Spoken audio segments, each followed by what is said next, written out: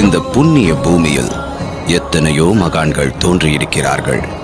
அவர்களில் இவர் மதங்களை கடந்த மகான்.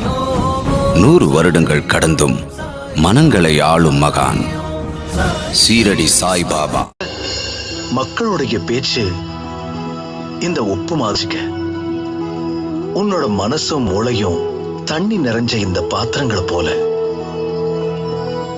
நீ உன்னுடைய மூளையையும் மனசையும் இந்த சின்ன பாத்திரம் மாதிரி நினைச்சுக்கிட்டேன்னா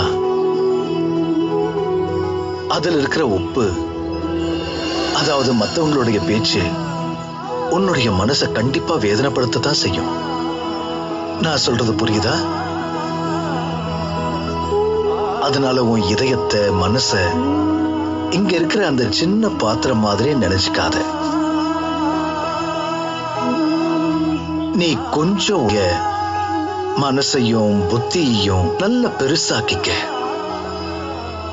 இங்க இருக்கிற இந்த பெரிய பாத்திரம் மாதிரி யார் என்ன சொன்னாலும் அது உன்னை பாதிக்கவே பாதிக்காது. மக்கள் உன்னை பேசுறதும் கிண்டல் பண்றதும் இது எல்லாமே உனக்கு ரொம்ப சாதாரண விஷயமாயிடும். அதனால உன் மனசையும் மூளையையும்